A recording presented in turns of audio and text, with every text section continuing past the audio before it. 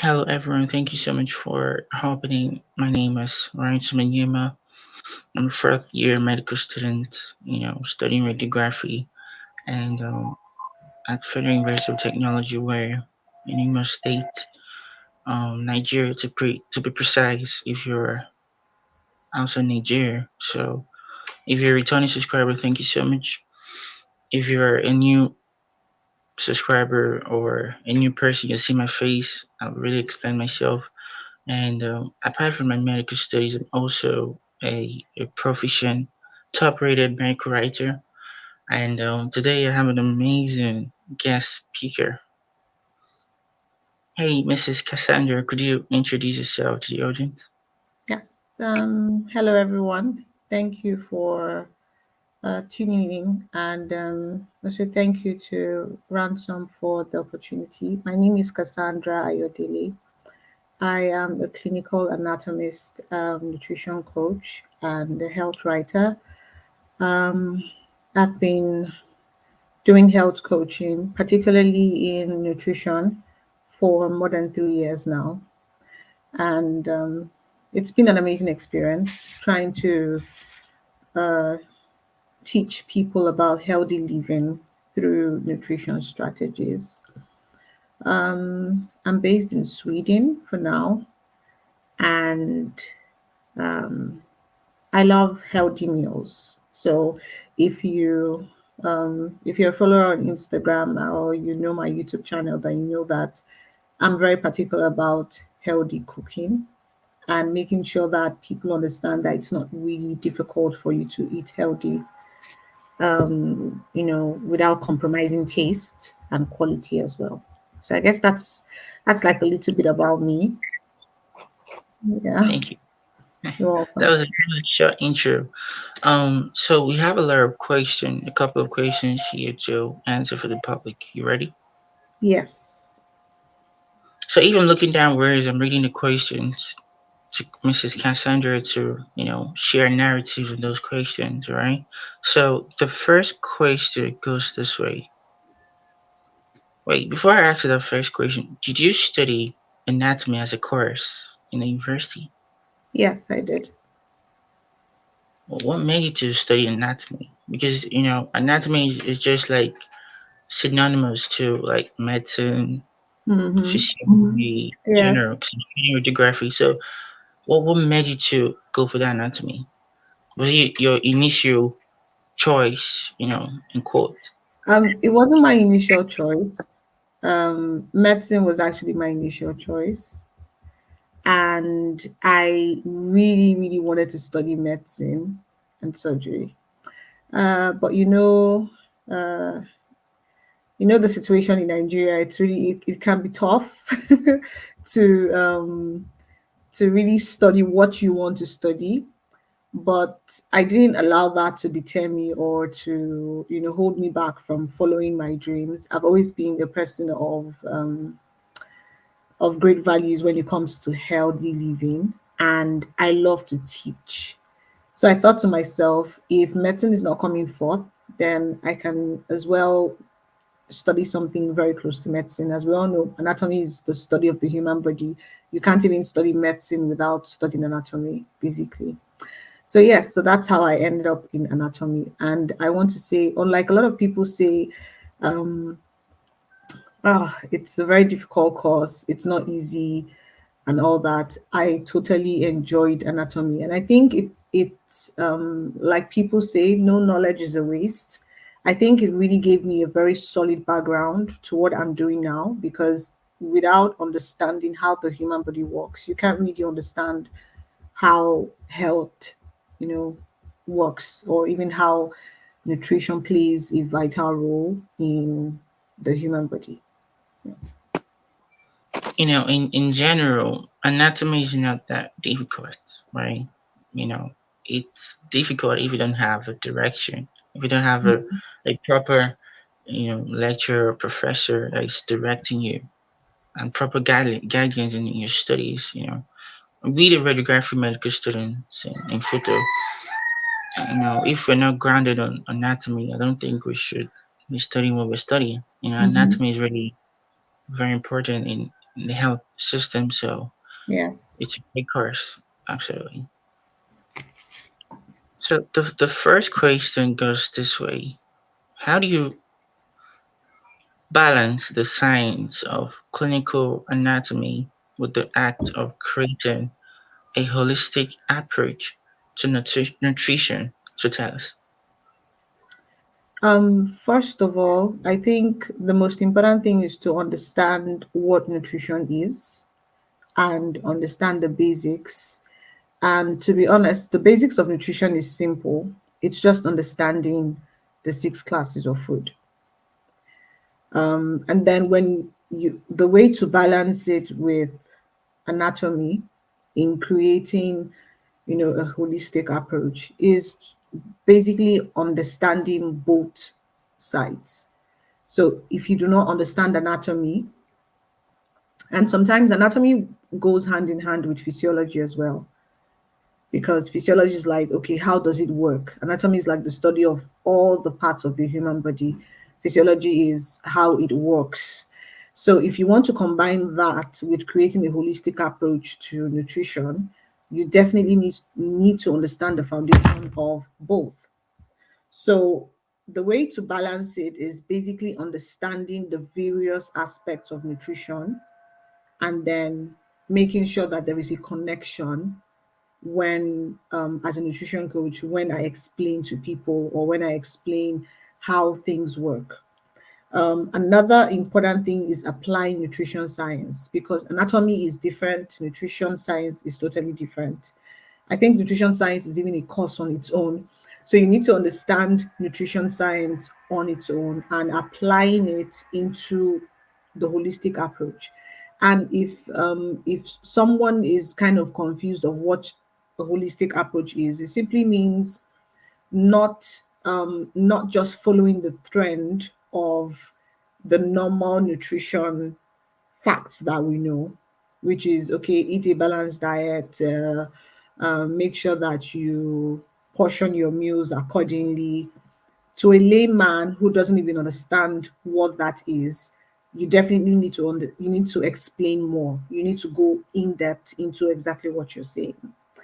Another important factor that I always consider when balancing both is promoting balance and moderation in whatever it is, and considering individual diversity, or will I say variability, because everyone is different. And that is one thing that I think makes me stand out as a nutrition coach. I do not apply the knowledge that I have to every single person that I come across, especially when the person has a specific health goal as regards nutrition.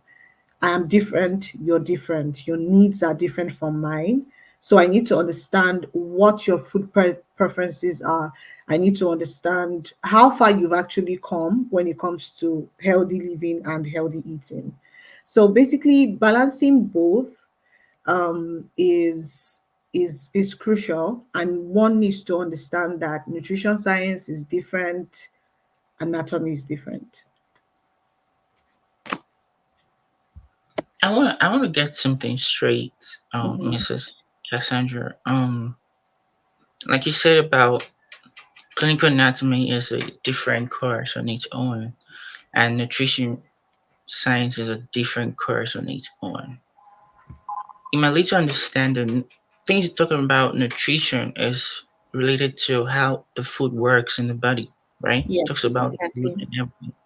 Mhm. And anatomy is the generality of studying the whole parts of the body.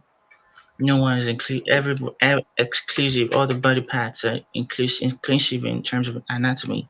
Mhm. So tell me, how did you transition from being an anatomist to being a nutritional coach? What made you what tell us about that transition? I wouldn't necessarily call it a transition, because I'm still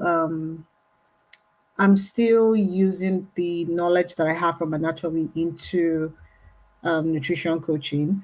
But to answer your question, I think it dates back to understanding the fact that I've always, always, always loved teaching people. Whether it's a new food recipe or whether it's just something new about healthy living, I just love to teach people. I think the transition started after my youth service. I served in Port Harcourt, the army barracks, and among my peers and among people who were my friends, they always knew that I just had something new to teach them about nutrition or healthy living. And I was also into the food business, so I understood perfectly some of the challenges that people were facing when it comes to eating and how to balance the meals. And I just started practicing. I'm not perfect right now. In fact, I'm still in the learning process. But I would say that what really helped me transition was practicing, and I started with people around me, because one thing that kind of discourages people is, oh, how do I start? Who do I even talk to? Will people listen to me? So you need to start from the people around you. If you have friends who are eager to listen to you, if you have family members who can listen to you, if you have church members, my church was really, really helpful and instrumental to what I do today. And it started from the youth fellowship. Everyone would be like, okay, let's have a program and we'll have a health talk. And that was actually how it started for me. So that was how I don't really call it a transition because it's still part of it. Anatomy is broad. You have so many branches in anatomy. You have histology, embryology, forensic science. You have so many things. So even in anatomy, you can still find nutrition science. So I wouldn't really say transition, but yes, it really helped with what I do right now. Oh, thank you so much for sharing that, Mrs. Yeah, Cassandra. you're welcome. I'm just retrieving some anatomy courses we did in my second year and my third year. It's just not Mm, easy. Oh, another one is radiation anatomy.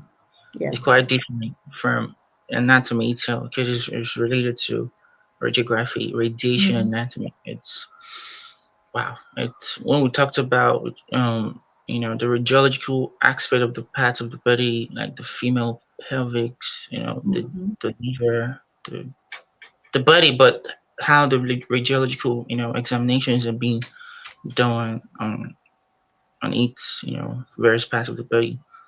And that was when I knew that the female pelvis is really very important in terms of imaging and everything. yes. We do some readings majorly on the female pelvis other than the male pelvis. Mhm, Because the female pelvis is really shallow. The in-depth of the female pelvis is really very shallow other than the male. So in the layman's understanding, I would say that the male pelvis is kind of like easy to learn. It's not that depth. You mhm, just know mhm, more yeah, thing. But the female, if you're not careful with the imaging stuff, you might make a silly mistakes. it's a bit So more that's complex. yeah, that's related to my course. I don't want to go more deep. But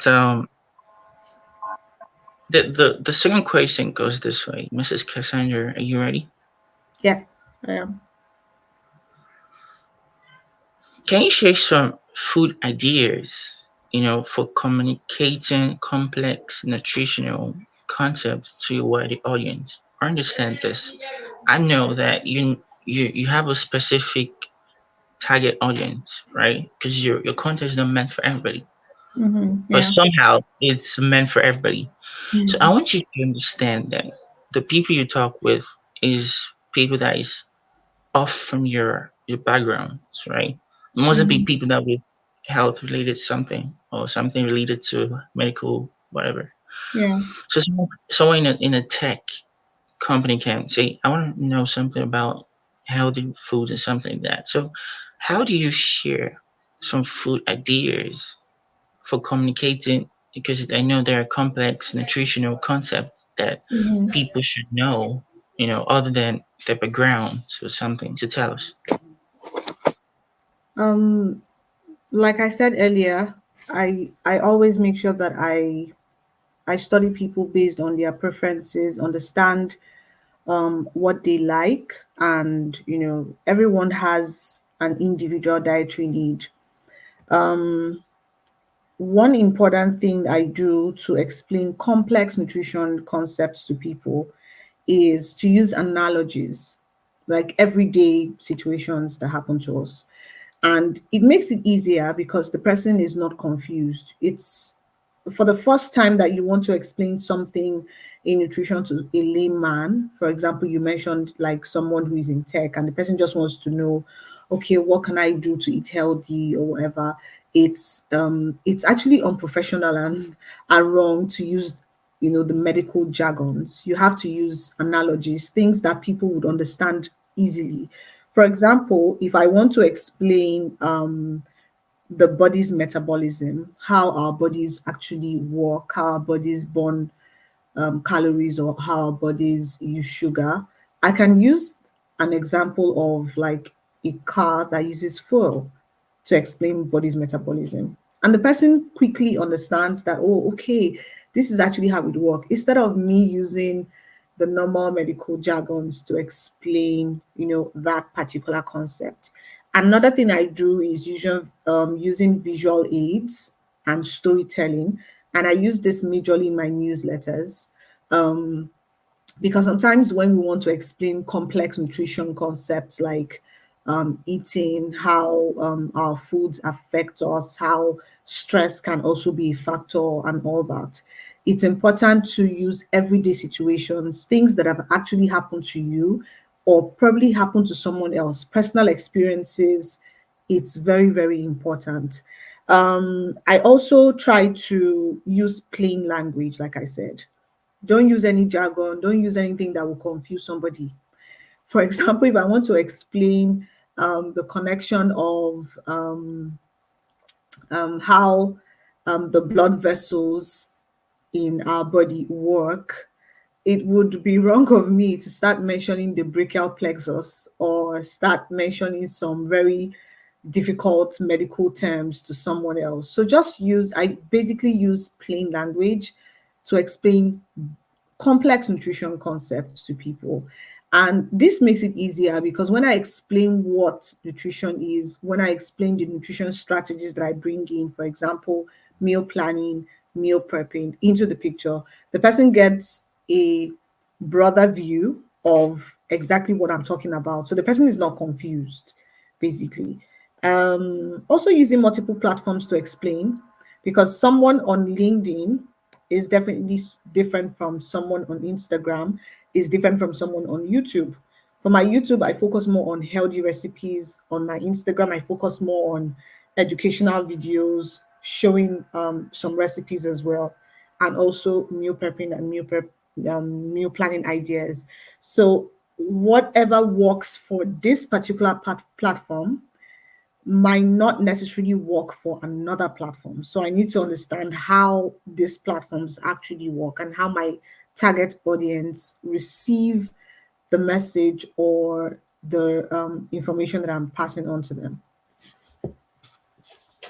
Yeah, I love the fact that you mentioned about using some visual analogies is really important. It makes people to remember things easily or correlate with what you're saying, in the essence. That relates to the kind of work I do as a writer, Mm-hmm. because we do a lot of publications and to a wider audience. So everybody that comes across those kinds of publications aren't always a medical personnel or has Yeah. some medical backgrounds. Yeah. So I try to, because with my knowledge, as a medical student, I try to, break down the medical terminologies used, if other than to use hypertension, I use high blood pressure, like hypotension, low blood pressure, something like that. So I do Mhm. agree to what you just said. So thank you so much for sharing that with us, Mrs. Yeah. Cassandra. So the third question goes this way. As a nutrition coach and also a health writer, how do you keep up with the latest researchers and trends in your field? Tell us. The answer is really simple. You can't give what you don't have. That's the truth. Reading, making sure that I am up to date with the latest nutrition facts, nutrition trends. It's important that when you share information with people, you are actually giving them the right information. Social media right now is a place where anyone can just come up and just say anything, and people can be a bit ignorant because a lot of people don't read. So, how I actually stay up to date is reading and also collaborating with other experts as well. Because no one is an island of knowledge. You can't know everything. I must learn from other people. There are so many amazing health writers. There are so many amazing nutrition coaches out there. So I try as much as possible to connect with them, learn from them. Sometimes attend seminars. I think we've faced some network issues. Mrs. Cassandra, could you continue, please? Okay. So, like as I was saying, you can't give what you don't have. Staying up to date with the recent nutrition facts, information, and what is actually the truth about nutrition is reading, researching, because nutrition is being, I would say, improved every single time. We get new facts. The facts or statistics about a particular topic or a particular subject 2 years ago will not be the same as today. So you need to stay up to date with information. You need to stay up to date with trends. You need to stay up to date with what exactly is the truth.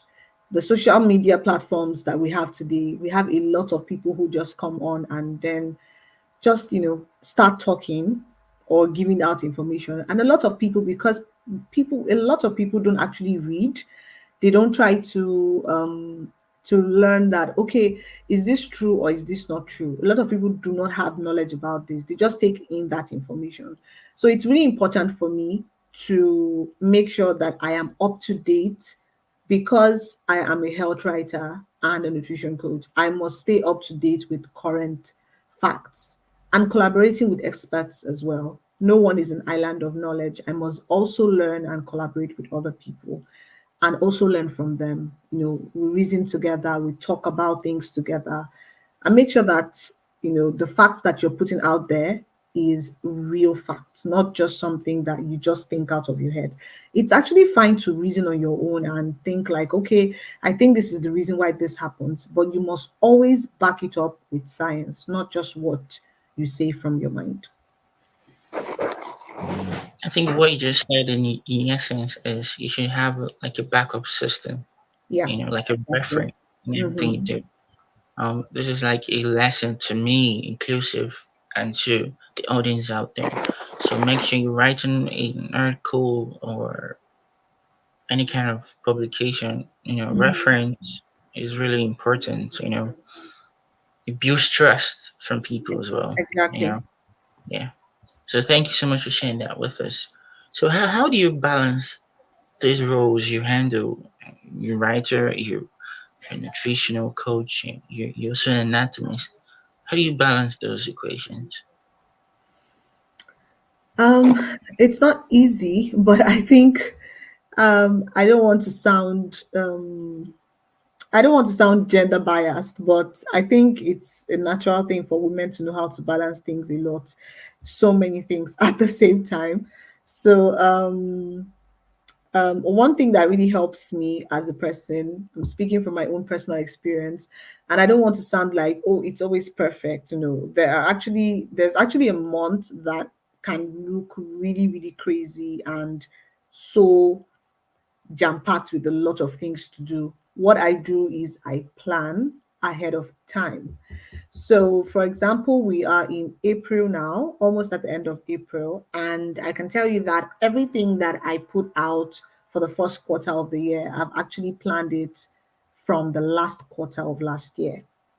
So it gives me time for myself as well, because if you do not take care of yourself as a person, you can't actually give out the knowledge that you want to give to other people. So I must be in a good state of mind. I must be in a healthy space for me to be able to put out information. So I think planning really helps me a lot. I have different platforms where I put out information, and what I do is I have a plan for each platform, and I try as much as possible to be consistent and just balance it up. And consistency is not really about making sure that you're posting every single day. No. If I decide that in a week I'm posting just twice, or I decide that in a week I'm having one newsletter in 1 week, I stick to that instead of saying, "Oh, I'm going to be posting every day," and I don't show up. It actually means that I'm not true to myself, and I'm not being honest with life activities, because life activities happen. You have, aside from your career as a person, you have other personal things to take care of. So I'm very honest with myself regarding things. If there is a week I know I will not be able to do this, I take a break. Because if I fall sick and I'm unhealthy to give out information, everybody's life still moves on. That's the truth. No matter how much I love to talk about nutrition, or I love to talk about health writing, if I'm not stable health wise, everybody's life will still move on. And I need to understand that I'm not the only health writer in the world. I'm not the only nutrition coach in the world. So people will still probably get the information that they need. So I just try to balance things up. Planning is very, very important. If you are a health writer watching this video and you think like, how can I actually balance this with probably schooling, probably family responsibilities? I think you should work more on planning. And when you're working on planning, you can even try to use scheduling platforms. If you have platforms where you can actually schedule things ahead of time, please use that. LinkedIn is actually good. You can schedule your post ahead of time. So you don't need to come out every single day and then, try to post on LinkedIn. You can even do it during the weekend. Probably you want to post two things on LinkedIn for the next week. Put it there, you scheduled it, it's right there. So you don't need to always, handle your phone, and when you can actually use that time for something else. So it's just balance.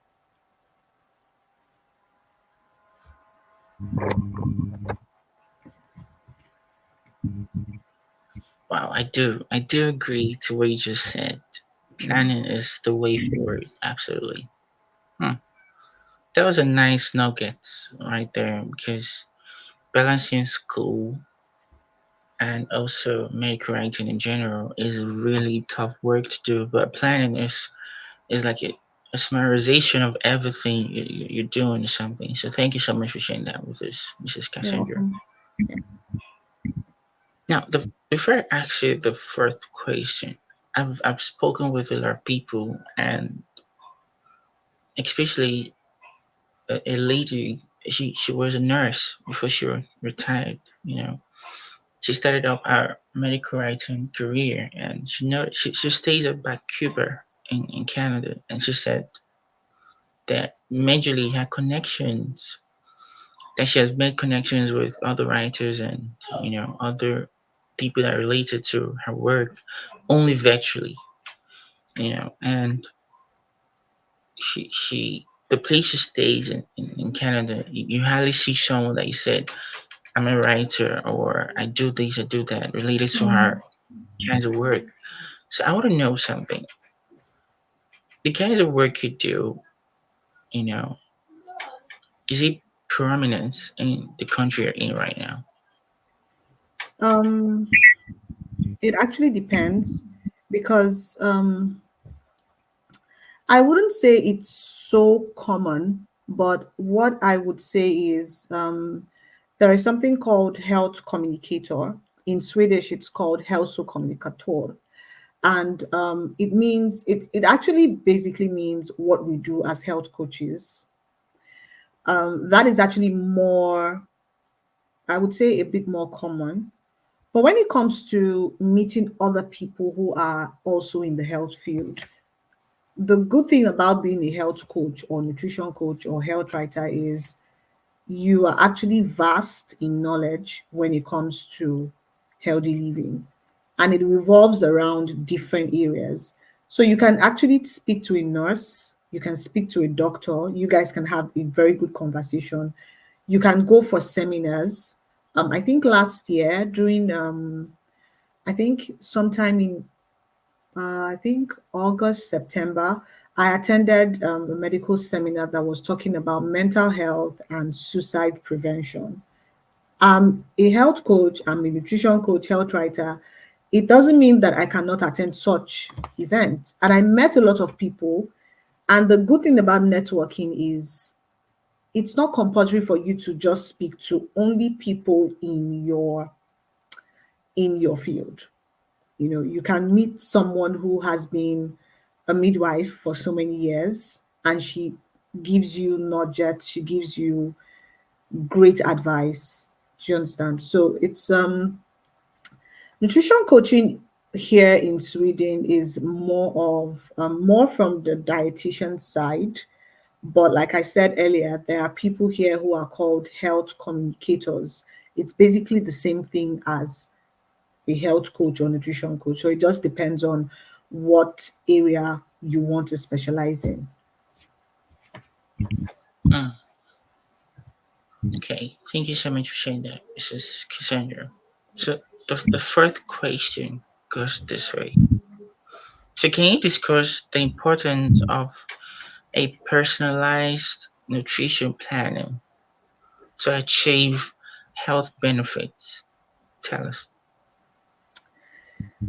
I like this question because most of the time I always try to chip it in into some of my nutrition videos on Instagram. And I always tell people no two people are the same.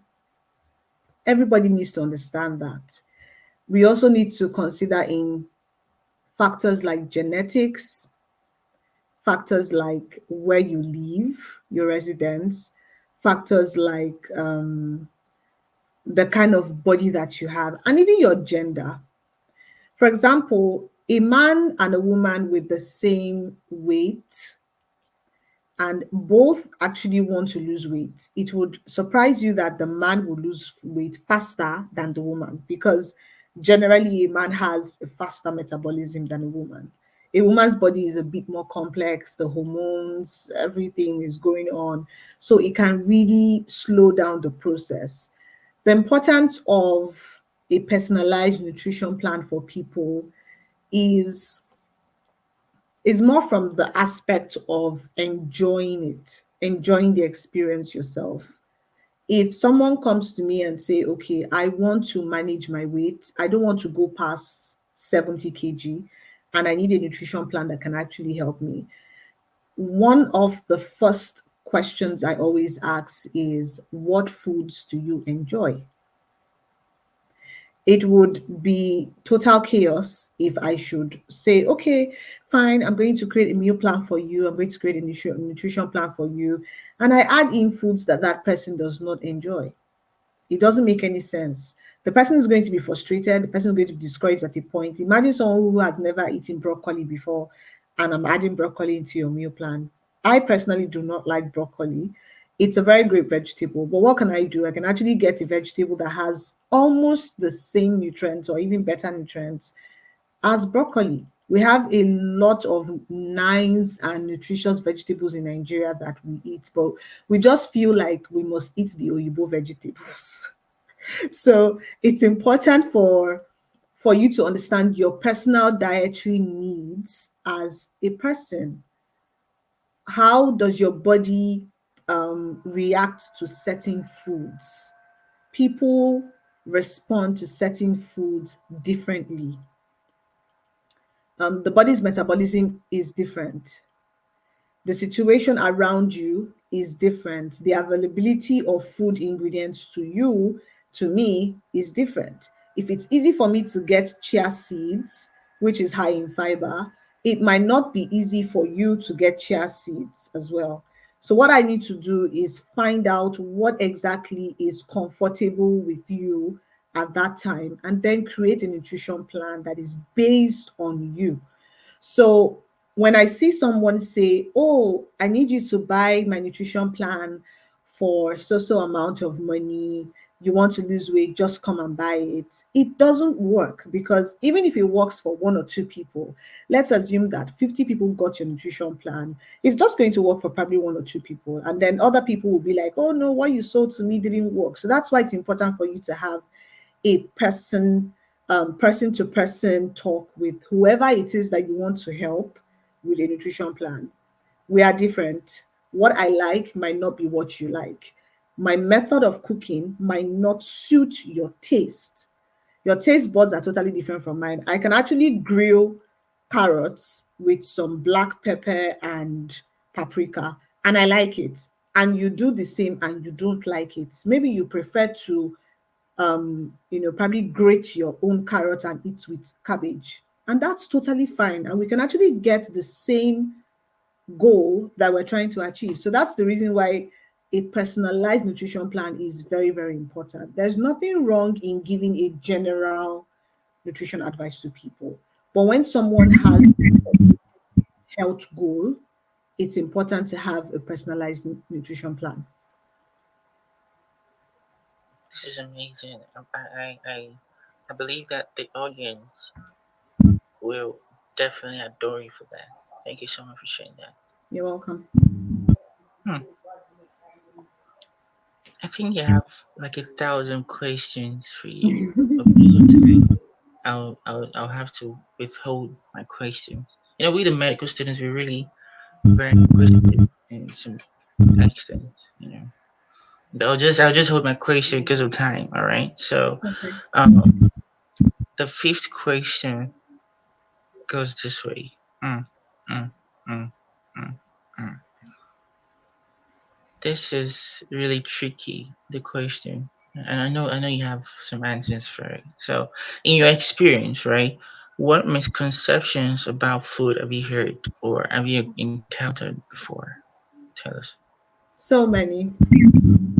Um, Carbohydrates is bad for me. One, um, there are certain smoothies that I can take to add weight in certain areas of my body. Two, yeah, they might sound funny, but a lot of people actually believe it. Detox teas can help me with detoxification, forgetting that your liver is actually doing most of the job for you. Your liver is the detoxification organ. Your skin is also one of them. Another one I've heard is, "Oh, fat makes me fat." Another misconception about food that I've heard is, "Oh, most of our Nigerian meals are unhealthy," and it's totally false. If I decide to eat Indomie noodles, I don't want to mention any brand because there's so many brands of noodles. So if I decide to eat noodles and somebody else decides to drink gari and granite, that person who is actually drinking gari and granite is far off better when it comes to nutrition than me. So when you see, some people will hear this and be like, "Gary and granite, is it okay? I thought it's not good for me. I thought Gary is not good." No, there's nothing wrong with Gary. There's actually nothing wrong with most of our foods. The issue is how we eat it and how we prepare them. If I make the same food, rice and stew and vegetable, and somebody, you can see that the combination, we have rice as carbohydrates, and we also need to understand that there are different types of rice. We have the normal white rice, we have brown rice, we have full corn rice, we have different types of rice anyway. We have the normal local rice, which we call ofada rice, and it's more high in fiber than the white rice. So I prepare rice and I prepare vegetable sauce, and I have my stew, which contains my protein. Now, the stew that I've mentioned contains tomatoes, your peppers, and all that. The way you prepare your stew also matters a whole lot. Sometimes you make stew and The oil that you use to make your stew is another factor altogether. And then the oil covers your stew. It's no longer stew. I don't know what else the person is eating, but it's a bad way of cooking. So that's like another topic for another day. Now you've made that stew and you feel like, oh, I'm ready to eat this meal. Somebody makes the exact same food that you have prepared, but the person's stew does not contain too much oil, the person's stew does not contain too much salt, the person's stew does not contain too much seasoning cubes. The person cooks rice, cooks vegetable, and cooks that stew. Now, you yourself that have made the stew with so much oil, then you decide to take a whole mountain of rice, very little vegetable, and more stew and more meat.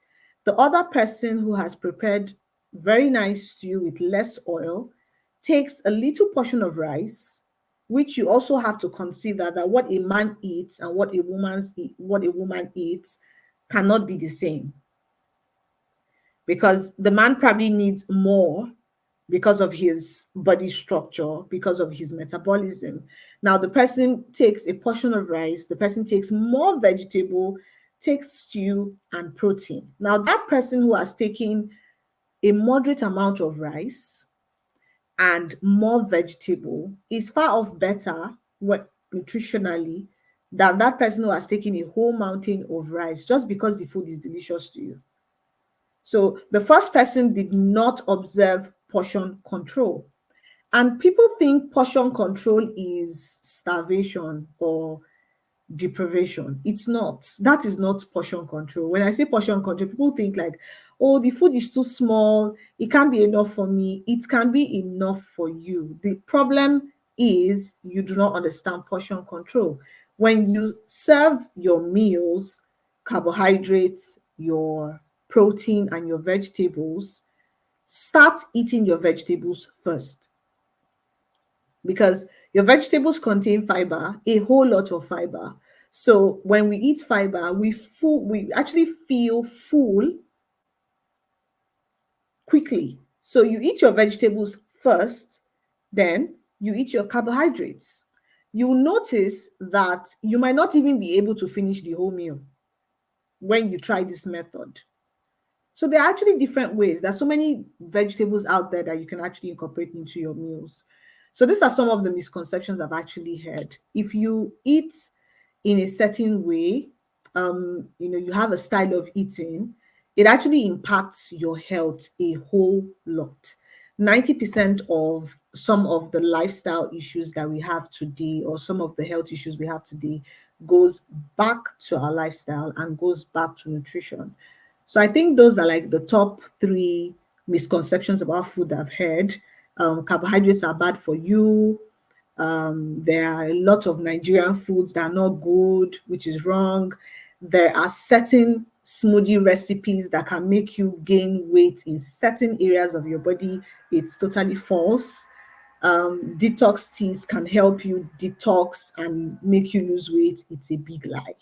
So those are some of the misconceptions. And I think I have some videos on my Instagram where I actually explain some of this as well.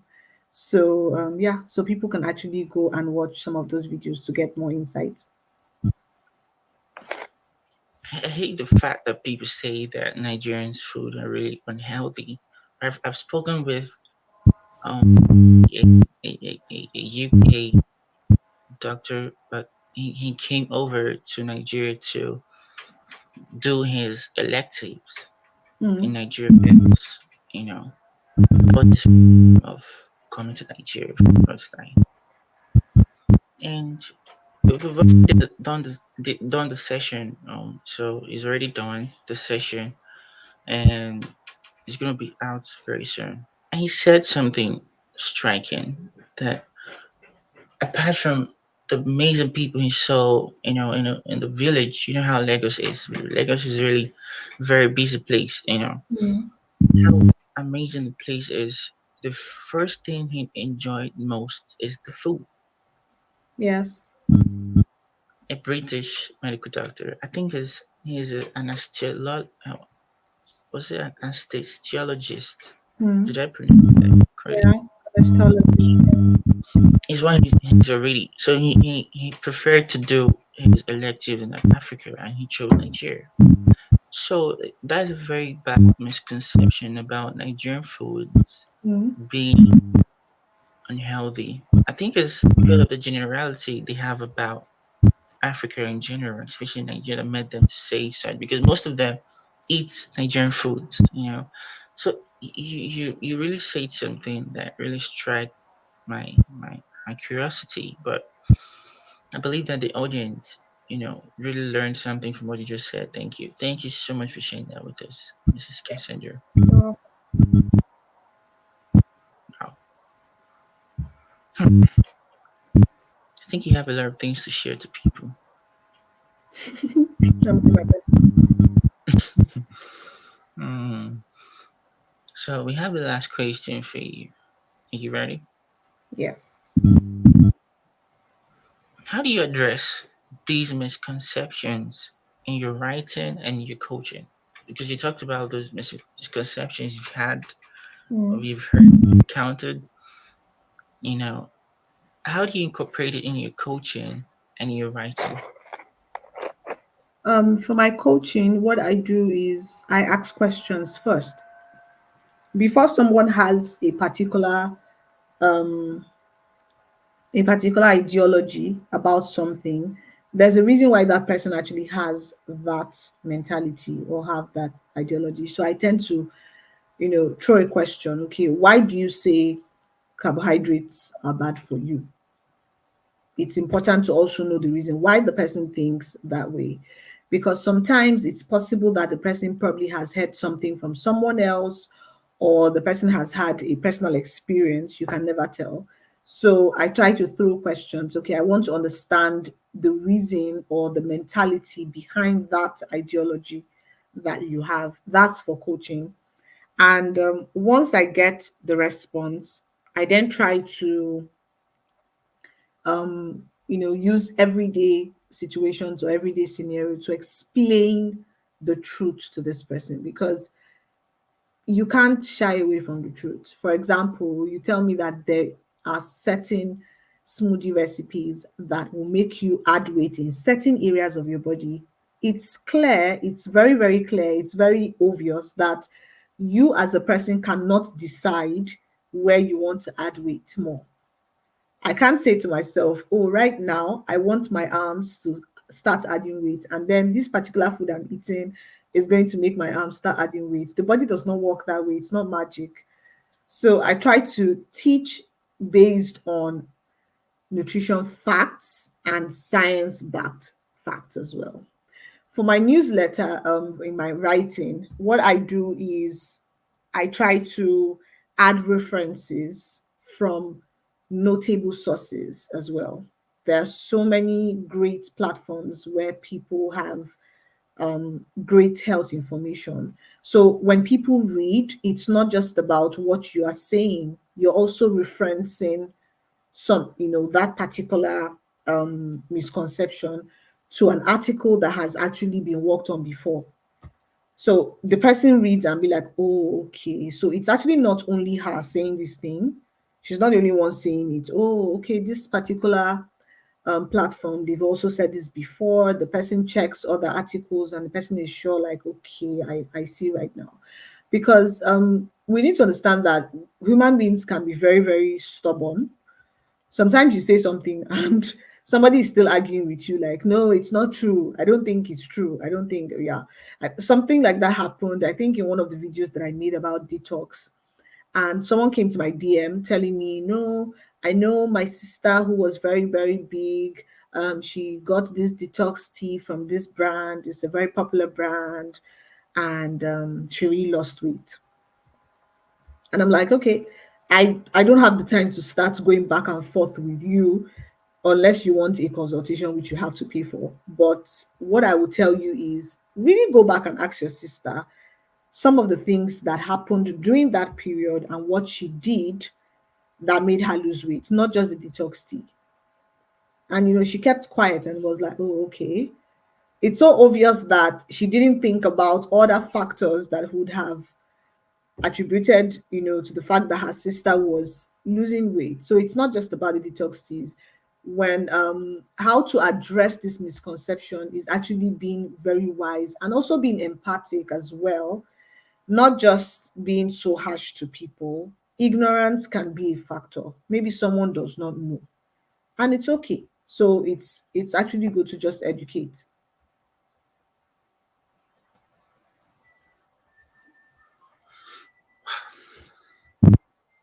Hmm, hmm, hmm. It just made me speechless right now. You don't have to be speechless. You have to talk. Yeah, I have a lot of questions for you. I think I'm going to send you some questions after the session. Hmm. Because I wrote them down as you're Okay. talking. I won't forget. So I'll send you the questions thereafter. You know. So you've been an amazing guest speaker, Mrs. Cassandra.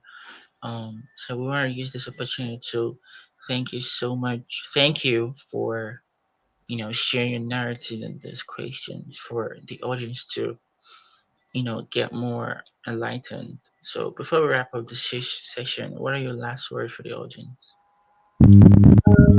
I want to say thank you for having me as well. It's really nice to share knowledge and information.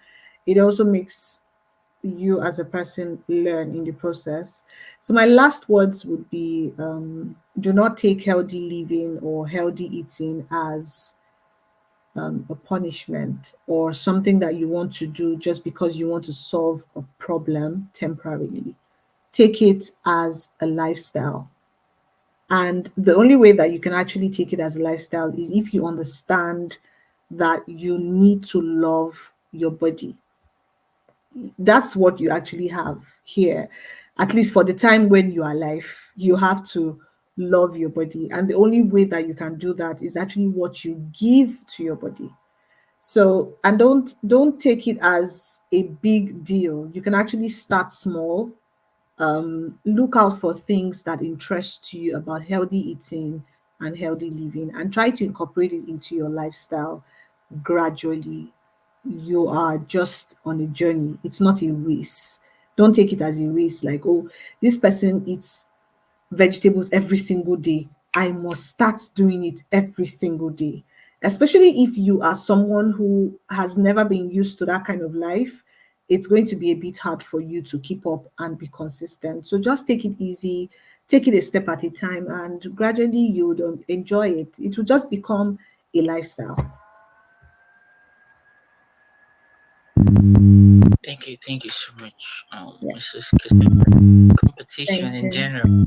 Just work on yourself. You don't Exactly. shouldn't be in a competitive section with people.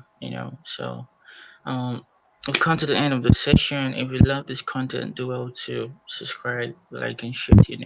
Thank you so much. Thank you.